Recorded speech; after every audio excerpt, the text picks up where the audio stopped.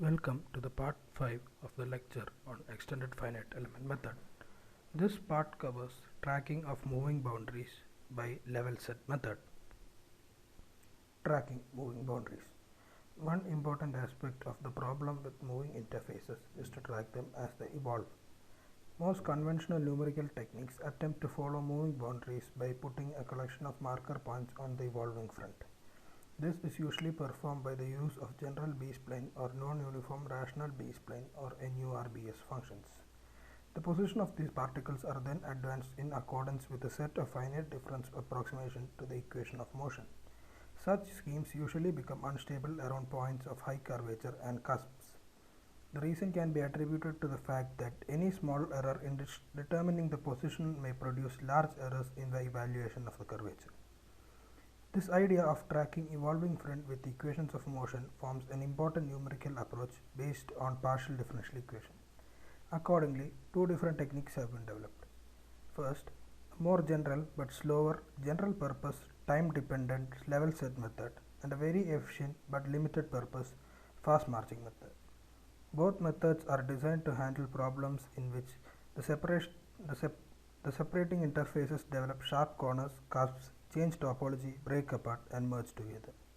These techniques have a wide range of applications, including problems in fluid mechanics, combustion, manufacturing, computer chips, computer animation, etc. In this section, a summarized review of the essential part of level set method is presented. Level set method. A powerful tool for tracking interfaces is the level set method. Though it is not mandatory to use level sets in XFEM, most XFEM formulations take advantage of the level set method. The level set approach introduced by Osher and Setien in 1988, instead of following the curve interface itself, builds a surface from the original curve.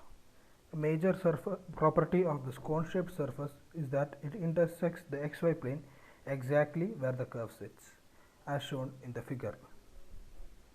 Such a surface is called a level set function because it accepts a point in a plane and generates back its height or level. It seems odd to replace the problem of a moving curve with a moving surface. However, the level set function is well behaved and all complicated problems of breaking and merging can be easily handled. In LSM, the interface of interest is presented as the zero level of a function phi of x. This function is one dimension higher than the dimension of the interface. The evolution of equation of the interface can be expressed as an equation of evolution of phi. There are many advantages to using LSM for tracking interfaces. First, unlike many other interface tracking schemes, the motion of interface is computed on fixed Eulerian mesh. Second, the method handles changes in topology of the interface naturally. Third, the method can be easily extended to higher dimension. One drawback of LSM is that the level set representation requires a function of higher dimension than the original crack, potentially leading to higher storage and computational costs. From this video, it is very clear how the level set acts. As you can see, a surface is created and it slowly moves as the interface moves. Definition of level sets. Consider a domain omega divided into two non-overlapping subdomains omega 1 and omega 2 sharing an interface theta as illustrated in the figure. The level set function phi of x shall be defined as phi of x is greater than 0 for x belong to omega 1, is equal to 0 at the boundary and less than 0 inside at omega 2.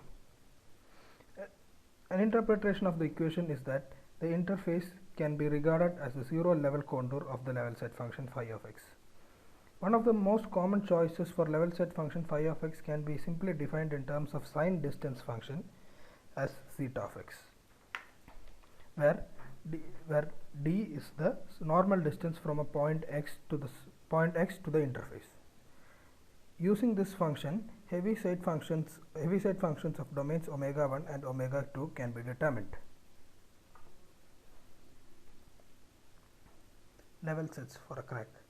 The previous definition of level sets for the closed interface must be modified or altered if it is to be used for an open surface such as a crack. One level set is generally not enough to describe the crack, and another level set at the crack tip is required. A one-dimensional crack growth in a level set framework is modeled by representing the crack as zero level function of xi and an endpoint of the crack is represented as intersection of the zero level of the set xi and with the zero level of the function phi. The crack tip level set psi is generally assumed to be orthogonal to phi. The value of the level set functions are stored only at the nodes, and the functions can be interpolated over the mesh by the same finite element function. An important consideration is that although the actual crack is embedded inside a domain, the zero level set of psi cuts through the entire domain. It is also assumed that once a part of the crack has formed, the part will no longer change or move.